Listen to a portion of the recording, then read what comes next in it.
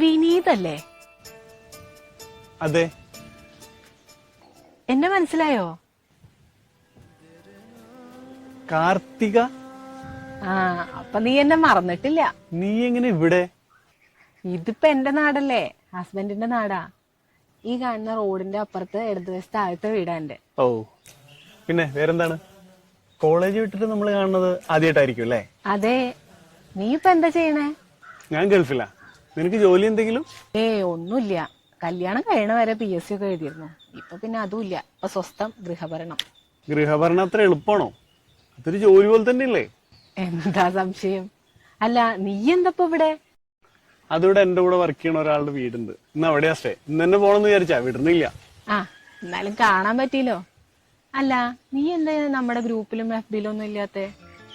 എന്നാലും നിന്റെ കാര്യങ്ങളൊക്കെ ഞാൻ അറിയുന്നുണ്ട്. ഇപ്പോഴും ഒറ്റത്തടിയാണല്ലേ? Yes, chronic bachelor.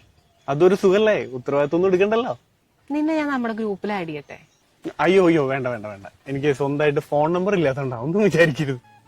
എനിക്ക് മനസ്സിലാവണില്ല, നീ എന്തിനാ എല്ലാവരിൽ നിന്നും ഇങ്ങനെ ഒളിച്ചോടണേ? ഇത്ര കാലായില്ലേ, നിനക്കെല്ലാം മറന്നൂടെ? എല്ലാം മറക്കാൻ എളുപ്പല്ലേ കാർത്തിക? ആ നല്ല ഓർമ്മകളുടെ വെളിച്ചത്തിൽ ഞാൻ എന്നും ജയിക്കും. എനിക്കത് മതി. നീ അതൊക്കെ വിട്. അവൾ അതൊക്കെ എപ്പോഴേ മറന്നു. കഴിഞ്ഞ ആഴ്ച നാട്ടിലെത്തിയിട്ടുണ്ട്.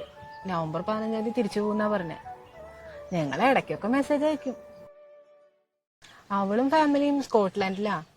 പോയിട്ട് കുറെ കാലായി. അവിടെ വീടൊക്കെ വാങ്ങി സെറ്റിലായി. നന്നായിരിക്കട്ടെ, ഹാപ്പി ആയി ജീവിക്കട്ടെ. നിന്റെ ഈ നല്ല മനസ്സ് അവൾക്ക് അറിയാൻ പറ്റാതെ പോയി. മനസ്സ് നന്നായതുകൊണ്ട് എന്താ കാര്യം കാർത്തിക? എന്റെ കൂടെ ആയിരുന്നെങ്കിൽ അവൾക്ക് ഇത്ര നല്ലൊരു ജീവിതം കിട്ടുമായിരുന്നില്ല, ഉറപ്പ്. കൊറേയൊക്കെ എനിക്കറിയാം. നല്ല കാശുകാരന്റെ ആലോചന വന്നപ്പോ നിന്നെ ഇട്ടിട്ട് പോയ അവളെ എങ്ങനെ സപ്പോർട്ട് ചെയ്യാൻ കഴിയണു നിനക്ക്? നിനക്കറിയാലോ, എനിക്ക് എന്റെ ജീവിതത്തില് ഏറ്റവും ഇഷ്ടം അവളെയായിരുന്നു.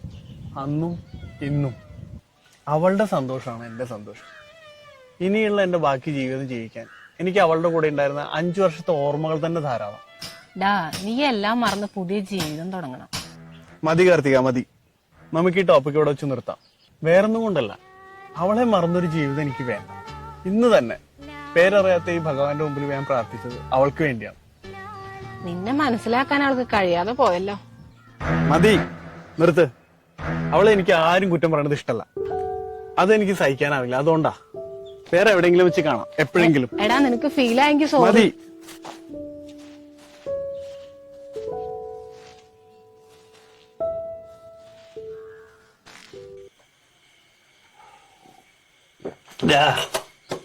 ഇന്നുകൂടി ഞാൻ പ്രാർത്ഥിച്ചതാ, ഒരു ഗുണമില്ല. ദൈവത്തിന് കാശുകാരി മതി. ആരാടാ പട്ടികളെ ഈ നേരത്ത് ഭക്തിഗാനം? മിണ്ടല്ലേ അനിയന്റെ ഭാര്യ, അമ്പലത്തിന്റെ അടുത്ത വീട്. ഒരു മിനിറ്റ്. ഹലോ, പറയ് കാർത്തികേ. എടുത്തേമ്മ വിളിച്ചിട്ട് ഫോൺ എടുക്കണില്ലല്ലോ. അവള് കുളിക്കാന്നാ തോന്നണേ. എടാ, ദൈവത്തിന് കാശുകാരി മതി. അവിടെ എന്താ ഒരു ബഹളം? ഗൾഫിലെ റൂമിലുള്ള ഒരുത്തനാ അത്. അവ ഇന്ന് ഇവിടെ ഉണ്ടാവും. നല്ല ഫിറ്റാ. ഒരു വിനീതാണോ? നിനക്കെങ്ങനെ അറിയാം?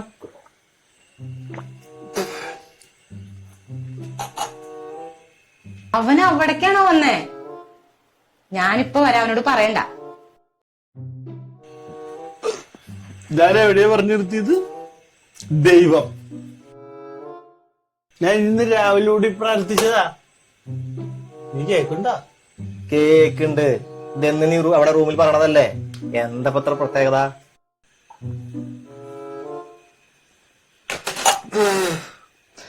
ശരിക്കറിയോ, ഇന്ന് രാവിലെ കൂടി ഞാൻ പ്രാർത്ഥിച്ചതാ. അവള് മുടിഞ്ഞ് പണ്ടാറടങ്ങി പോണേന്ന്. എന്നിട്ട് അവള് സ്കോട്ട്ലൻഡില്. ദൈവത്തിന് കാശുകാരി. ഇവിടെ വേറെ ഉണ്ടാ ദൈവങ്ങള്?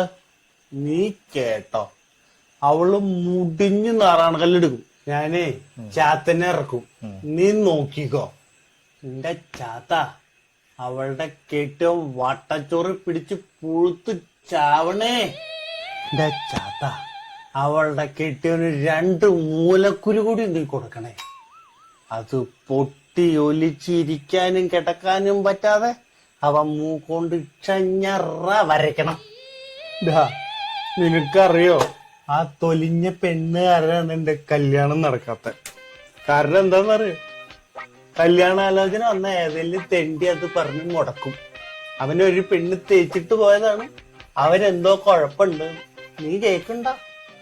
പിന്നെ അവളുടെ ഒരു കൂട്ടുകാരി കാർത്തിക, അവളിന്ന് രാവിലെ എന്നെ അമ്പലത്തിൽ ഉപദേശിക്കണ്.